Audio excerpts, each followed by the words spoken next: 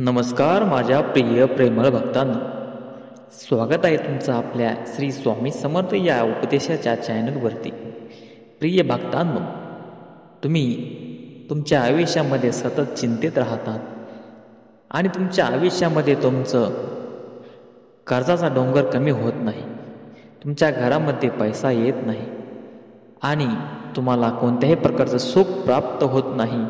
म्हणून मी तुमच्यासोबत आज आलो आहे आणि तुम्हाला करोडो रुपयांची संपत्ती देऊन जाणार आहे.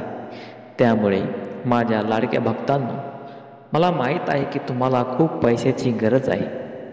तुम्ही पैशाशिवाय या जीवनामध्ये झाडाचं पानही तोडू शकत नाहीत. तुम्ही तुमच्या घराच्या बाहेर निघालात आणि तुम्हाला पैशांची समस्या लगेच लागू लागते. भक्त हो, जीवन जगताना पैशाच्या आयुष्यामुळे खूप सारे लोक नैराश्यामध्ये जीवन जगत असतात आणि त्या नैराश्याच्या जीवनामध्ये आपण आपले जीवन खूप कष्ट आणि स्वबळावरती जीवन जगण्याचा प्रयत्न करतो, परंतु त्या जीवनामध्ये आपल्याला यश प्राप्त होत नाही, कारण की आपल्याकडे काहीही पैसा नसतो. म्हणून स्वामी समर्थ माऊलींनी तुमच्यासाठी लाखो वर्षाची तपस्या करून हा मंत्र तुमच्यापर्यंत पोहोचविला आहे, जेणेकरून त्यांचे भक्त कोणतेही एकही रुपयाला न तरसता त्यांचे आयुष्य बळकट व्हावे, त्यांच्या गरजा पूर्ण व्हाव्यात, त्यांच्या आयुष्यामध्ये सुख समृद्धी समाधान यावं, कुठल्याही प्रकारची अडचण कुठल्याही प्रकारचं संकट त्या भक्ताला येऊ नये. म्हणून स्वामींनी तुमच्यासाठी हा मंत्र आणलेला आहे आणि जो भक्त या मंत्राचं श्रवण 108 वेळा करतो त्या भक्ताला त्याच्या आयुष्यामध्ये संपत्तीचा योग तयार होतो, त्याला गुप्त धन प्राप्त होते, जे धन त्याच्या आयुष्यात आणि नशिबात लिहिलेलं आहे.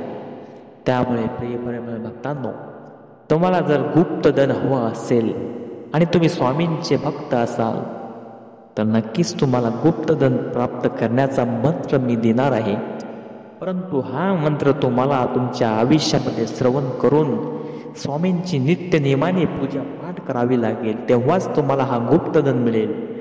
तुम्ही फक्त गुप्तधनासाठी जर पूजा कराल आणि नंतर तुम्ही स्वामींची सेवा करणं सोडून द्याल तर तुम्हाला कुठल्याही प्रकारचं ते गुप्तधन तुमच्या घरामध्ये टिकणार नाही. ते गुप्तधन तुमच्या घरामध्ये टिकवण्यासाठी तुम्हाला हा मंत्र 108 वेळा दिवसातून 2 वेळेस बोलायचा आहे आणि हा मंत्र तुम्हाला 21 दिवस सतत ऐकायचा आहे. आणि हा मंत्र ऐकल्यानंतर तुम्हाला गुप्तधनाची प्रचिती येईल, तुमच्या पलंगावरती गुप्तधन तयार होईल, तुमच्या घरामध्ये गुप्तधन येईल. हा मंत्र नाहीतर साक्षात गुप्तधनाचा कुबेर मंत्र आहे. जो भक्त या मंत्राला श्रवण करतो, जो भक्त या मंत्राला आपल्या जीवनामध्ये आत्मसात करतो, त्या भक्ताला त्याच्या आयुष्यामध्ये पैशाची कमतरता कधीच भासत नाही. श्री स्वामी समर्थ माऊली मुगच म्हणत नाहीत, भिवू नकोस मी तुझ्या पाठीशी आहे. म्हणजे स्वामी समर्थ तुम्हाला उपदेश करतात की भक्ता, तुला आता भिण्याची गरज नाही, मी तुझ्या पाठीशी सतत हजारो आणि लाखो वर्षापर्यंत उभा राहील.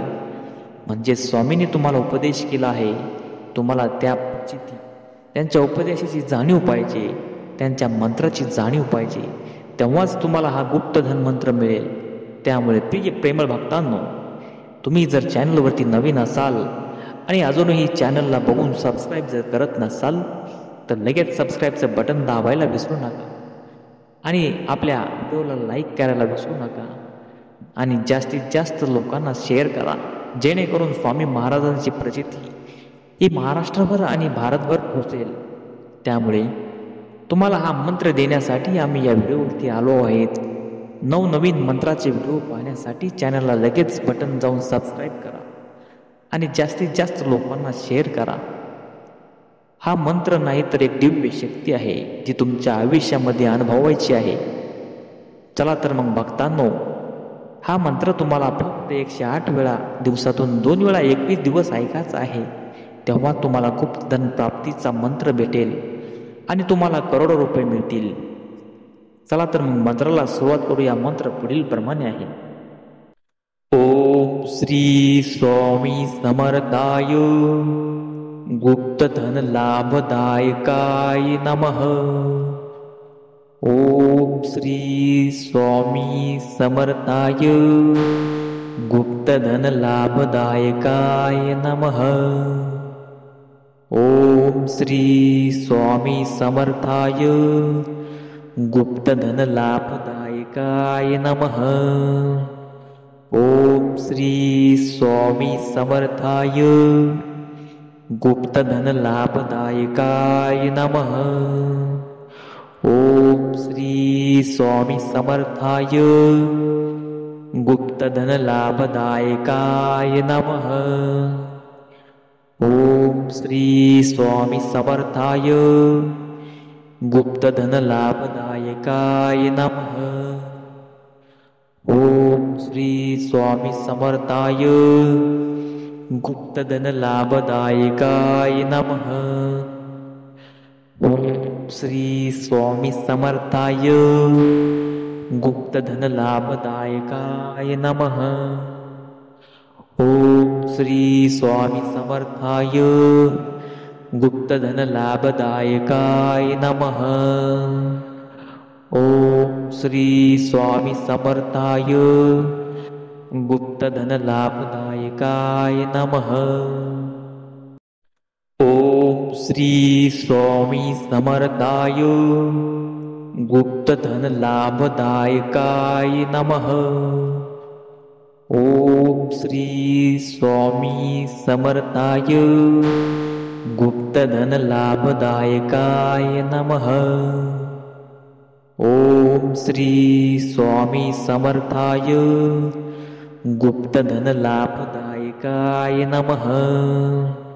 ओम श्री स्वामी समर्थाय गुप्तधन लाभदायकाय नमः। ओम श्री स्वामी समर्थाय गुप्तधन लाभदायकाय नमः। ओम श्री स्वामी समर्थाय गुप्तधन लाभदायकाय नमः। ओम श्री स्वामी समर्थाय गुप्तधन लाभदायकाय नमः। ओम श्री स्वामी समर्थाय गुप्तधन लाभदायकाय नमः। ओम श्री स्वामी समर्थाय गुप्तधन लाभदायकाय नमः। ओम श्री स्वामी समर्थाय गुप्तधन लाभदायकाय नमः। ओम श्री स्वामी समर्थाय गुप्तधन लाभदायकाय नमः। ओम श्री स्वामी समर्थाय गुप्तधन लाभदायकाय नमः। ओम श्री स्वामी समर्थाय गुप्तधन लाभदायकाय नमः। ओम श्री स्वामी समर्थाय गुप्तधन लाभदायकाय नमः। ओम श्री स्वामी समर्थाय गुप्तधन लाभदायकाय नमः। ओम श्री स्वामी समर्थाय गुप्तधन लाभदायकाय नमः। ओम श्री स्वामी समर्थाय गुप्तधन लाभदायकाय नमः।